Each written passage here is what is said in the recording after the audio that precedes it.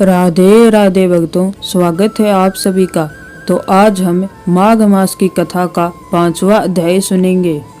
दत्तात्रेय जी कहते हैं कि हे राजन, एक प्राचीन इतिहास कहता हूँ। भृगु वंश में ऋषिका नाम की एक ब्राह्मणी थी जो बाल्यकाल में ही विधवा हो गई थी।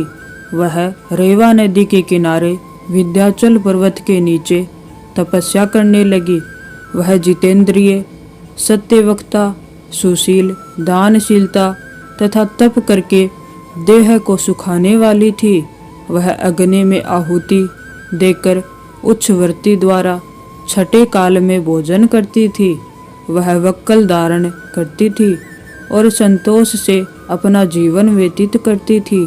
उसने रेवा और कपिल नदी के संगम में 60 वर्ष तक माघ स्नान किया और फिर वहीं पर मृत्यु को प्राप्त हो गई। माघ स्नान के फल से वह दिव्य 4000 वर्ष तक विष्णु लोक में वास करके सुंद और उपसुंद दैत्यों का नाश करने के लिए ब्रह्मा द्वारा तिलोत्तमा नाम की अप्सरा के रूप में ब्रह्मलोक में उत्पन्न हुई। वह अत्यंत रूपवती, गान विद्या में अति प्रवीण तथा मुकुट मंडल से शोभायमान थी। उसका रूप, यौवन और सौंदर्य देखकर ब्रह्मा भी चकित हो गए। वह तिलोत्तमा रेवा नदी के पवित्र जल में स्नान करके वन में बैठी थी।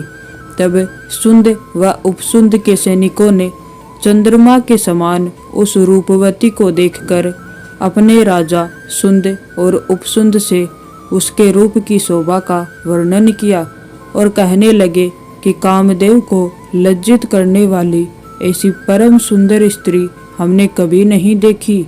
आप भी चलकर देखें। तो वह दोनों मदिरा के पात्र रखकर वहां पर आए जहां पर वह सुंदरी बैठी हुई थी और मदिरा के पान विहल होकर काम क्रीड़ा से पीड़ित हुए और दोनों ही आपस में उस स्त्री रत्न को प्राप्त करने के लिए विवादग्रस्त हुए और फिर आपस में युद्ध करते हुए वहीं समाप्त हो गए।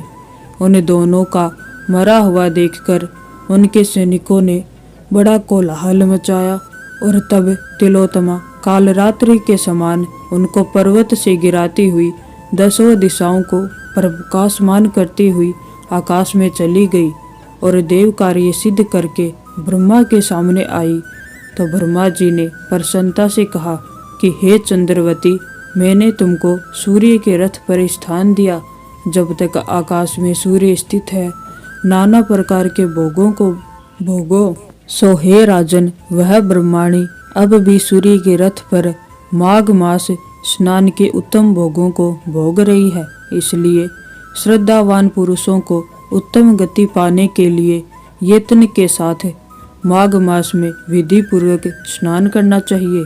तो ये था माघ मास की कथा का 5वां अध्याय।